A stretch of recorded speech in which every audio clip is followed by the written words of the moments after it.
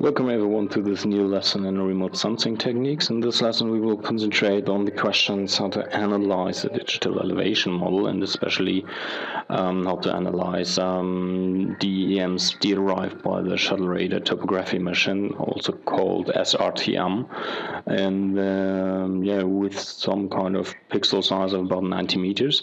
And first of all, we will change the system today because this is not, as you can see, this is not as imagined. It is the ArcMAP arc info from S3 interface you can see here in the version 10. And for this lesson you will need some digital elevation model you can get from the Global Land Cover Facility, also known by the URL landcover.org. By going there you will need to use the SD interface or ESD interface. Please check out my other videos how to get some data from this GUI. First of all, let me explain you some things about ArcMAP. So you have the layout or the data view here where you can see the raster. Then you have some kind of list of layers. You will have a result here maybe when you're starting it, and maybe the most important one is the Arc Toolbox you can use. And let us start with the just a new project. So this is a new project, and we will add some data here. This is more or less now the dialog where to choose your data, and this is the original data. This is a processing limit level filled finished B, I think.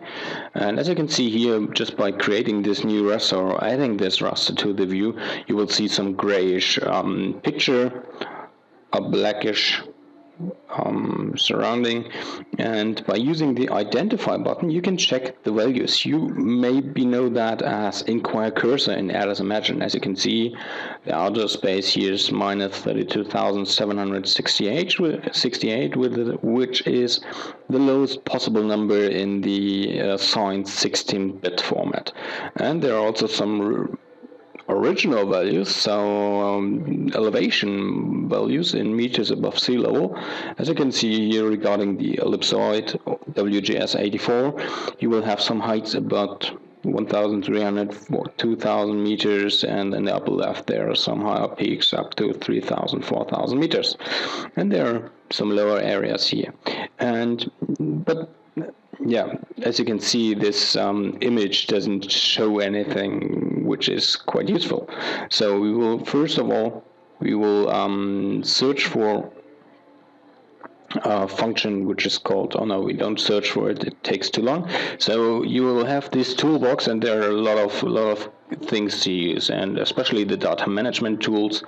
By looking into the raster and the raster properties, you can recreate or recalculate the statistics of the layers, because the statistics in this image is a little bit distorted because of the highest and lowest values, and we will recalculate the statistics by double-clicking on it, choosing the raster dataset we would like to calculate.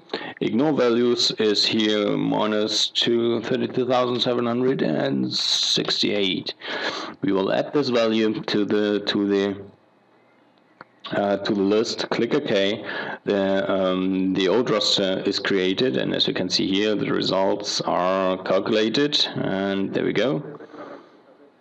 I'll put raster dataset. We'll add this to the image. I'm removing that, and you can see much more of the image. So you have the lowest values here, minus 26,000, which are probably here in the area here somewhere. Let's check out. Identify. Yeah, no, not really. So normally they should be there somewhere. So, but yeah, we are now having some kind of first impression of the digital elevation data, or the elevation data in our area of interest, and this is for the first hand. So you can also arrange the color ramp here. So just by using this, maybe invert to have the brownish things in the higher areas and the greenish color in the lower areas. But you can also check the properties, and therefore this is quite important to see here. So you have the color ramp. You can check by using minimum maximum to get a really good value, but this was not so successful. So let's go back to the histogram specification. No. Standard deviation, which provides best information here, and we can also use this value we have just ignored. We can use this value as the background color, and by using this we only have our area of interest where we have good values. So this is the first step. So now we have a digital elevation model. Everything is clear. So we are having some kind of low and high values, and you can identify each value by using the identifier button. Once again, so there are several derivatives maybe on that kind of data, because this is a topography. You can calculate the slope on every point, which is similar to the gradient, so the steepest slope of any slopes in any directions. And how to do that? Well, it's quite easy to do so. Just go on the spatial analyst tools maybe. You can also use 3D analyst tools, spatial analyst tools, and therefore the surface. And you can see the possible functions here, and there's the slope function. So we have an input raster, which is probably more or less this SRTM value. You can also use a drop-down menu, and we will create a new raster dataset, which is called output raster in our folder. So there we are, and this is more or less slope in degrees.tif. There we go. We will use degrees instead of percent rise, and we don't have to change the Z factor. Let's go straight forward. Sometimes you will see directly the output. I've disabled this function, and I have to add this for my own. So as you can see here, they have the green areas with nearly no slopes, with slope values, or really small slopes, small scales, I don't know, low values in slope. And you also have areas where you have higher values in slope, especially in the upper northwestern part. But one important thing to know is just look on this area here. Maybe you can see there's some striping in the image. And this is due to the sensor, so you can arrange this by making some kind of neighborhood analysis or a focal mean analysis on that, and recalculate this digital elevation model. Otherwise, just be prepared to see some features like that, like this striping in the digital elevation model. And if you were not able to use that function because of some kind of extension problem, you can also go to customize extensions, and you just have to check these buttons to activate. So this is the slope model. Everything looks fine so far, and we'll now go ahead. As you can see here, very high areas here, more or less really steep. And what we will do now is we will calculate a hill shade. What is that? So it's creating a shaded relief from a surface raster by considering the illumination, source angle, and shadows. You can also use a tool help to get some idea about the function and how does it work, and also the Python scripts that could be used to create the same result. So therefore we also need an input raster. Be prepared not to use the slope or something like that. So we will all concentrate on the SRTM values, and we also have to change the folder. So this is the aspect. No, it's a hill shade. .tif. And we will leave the azimuth and the altitude as it is, and we will maybe calculate the shadows to get a more plastical view on it, or to get a better idea about the topography. So as you can see here, that's this area. This is all brownish. So you don't have any differentiation between the higher parts and the lower parts because it's all the same color. So the main or the best part on this hillshade is that you will get an idea about the aspect, or about the topography and where are the ridge lines. So by using this, you will have some values of about 0, which are probably directing southeast, I think, and in an angle of steeper than 45 degrees. And you also have here these values of 254, which are more or less inclined in the angle of 45 degrees and looking into northwestern directions. So by adjusting the display button here and also the transparency to 50% maybe, and by unchecking this one, you will get a very good idea about the topography in your area. So you can see the colors of the height, but also the hill shading which is laying above. So you will get a really good view on the topographic features. So this is hillshade, and we have created a slope value, and maybe you don't want to use this kind of classes here in the slope in degrees. You can also change that by using these layer properties and checking stretched instead of classified. You just have to arrange the color chart here, so we will go from green to red, which is quite nice. So, and we have to invert it because we are expecting green areas with no slopes, or with less inclined slopes. And as you can see here, you have the lower values of 0 and 89%. 89% is really rare, so it normally occurs here on the edge because you will have these missing values, and therefore you will get these hardcore slopes, I will call them now. And here we have these highest values. You can also check all layers, identify it once more, and as you can see here, you have these the middle cell is 1157, but the corresponding other sides are minus 32,000. So that is the problem why it's doing that bad calculation on the edges. So this is now slope.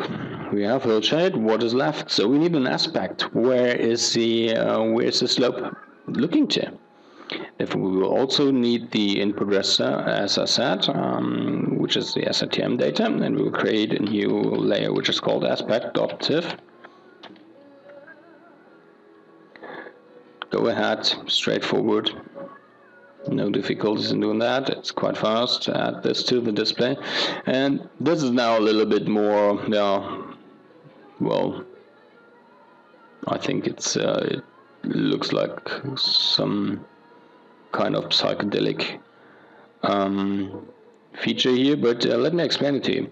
You will have the aspect is telling you where the slope is heading to. So in red you can see the northern exposed slopes, which are looking into northern directions, and then you have the area of 22.5 degrees up to 67.5 degrees. These are the slopes looking into northeastern direction, and so far. So you have a pre-classified image in ArcGIS, which is telling you where the slope is looking to. Why is that important? Because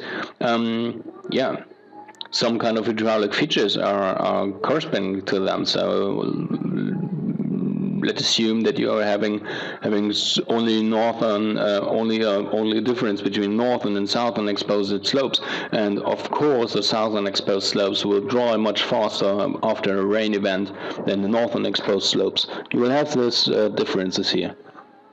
So, and you can see also a second possibility. So you have the lake area here, and they are connected to the value of -1 because they are flat areas, so they don't have any aspect. So this aspect, we have the hillshade, we have the slope. What is left? It's a second derivative. So the first derivative, which is also called the slope, will say to you, okay, how fast is it? How fast is the movement of maybe a hill slide or a rock fall? So you can calculate that by maybe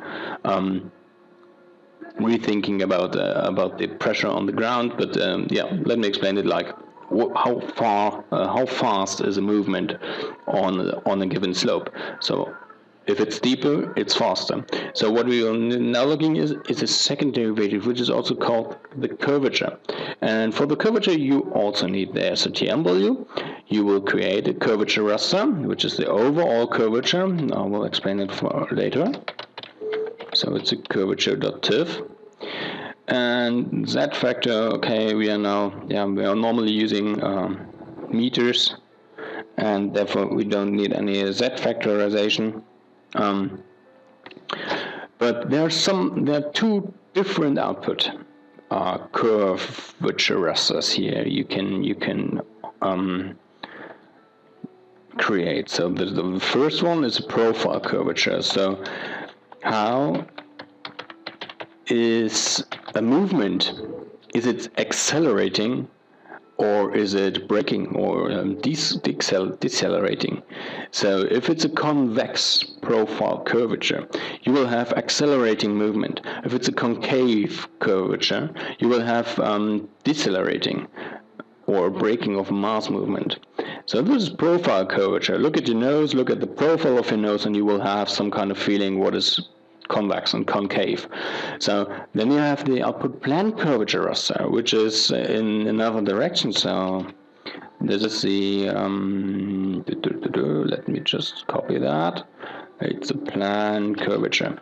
The plane curvature is giving you an idea about the convergence or divergence of the mass movement. So if you have a convex slope, you will have divergent movement of any of sediment fluxes or fluxes as well. And if you have a convergent plane curvature, if it's a concave forms are divergent, convex forms are convergent. So the mass movement is concentrating on an area. So these are two different curvature files you will create here. You will just click OK. Look again to the results. They're created here, and we will now have a look here on the profile curvature. We'll add this to the display, and as you can see, the values are too far away, so we will create minimum maximum stretch, and we will edit the highest value to 1 and the lowest value to -1. So, and now you can see where we will have convex and concave forms.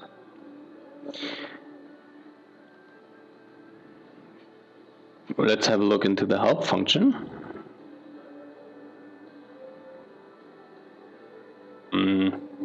Help file will say you, okay, a value of 0 is indicating a flat surface, which is quite what we have accepted, but a negative value indicates that the surface is upwardly convex at that cell. That means that the mass movement is accelerating and maybe converging. And opposing that, if this value is positive, you will have a concave form at this cell. So let's go back into that. So you can just create these kind of profile raster files, and that's for the moment, I think. If you would like to make a map out of it, just go straight forward, check out my other videos where you can see how to make maps with ArcMAP. Thank you for watching. Goodbye.